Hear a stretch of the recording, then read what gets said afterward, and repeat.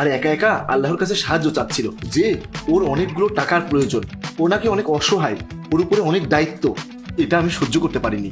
আর আমাদের বাবা মা তো আমাদেরকে এটাই শিখিয়েছে যে তুমি যদি কোনো অসহায় ব্যক্তিকে সাহায্য করো তাহলে আল্লাহ একদিন নিশ্চয়ই তোমাকে সাহায্য করবে। ভাইয়া, আপনি তো অনেক ভালো কাজ করেছেন, কিন্তু আপনি তো তাকে টাকাগুলো ভালোভাবে দিতে পারতেন। এসব করার কি প্রয়োজন ছিল? হ্যাঁ আমি জানি, আমি ওকে ভালোভাবে টাকা দিতে পারতাম, কিন্তু আমাদের সমাজের মানুষজন কি রকম সেটা তো তুই ভালো করেই জানিস। আমাকে কেউ যদি ওকে টাকা দিতে দেখতো তাহলে ভাবতো যে আমি নিশ্চয়ই ওর সাথে খারাপ কোনো সম্পর্ক করছি।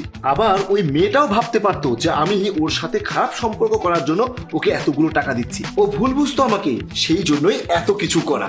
আর এই জন্যই আমি ওকে এত বাজে বাজে কথা বলেছি। আর ও তো বলতেই ছিল যে স্যারকে টাকাগুলো ফেরত দিয়ে দিই, স্যার আমাকে ভুলে এতগুলো টাকা দিয়ে ফেলেছেন।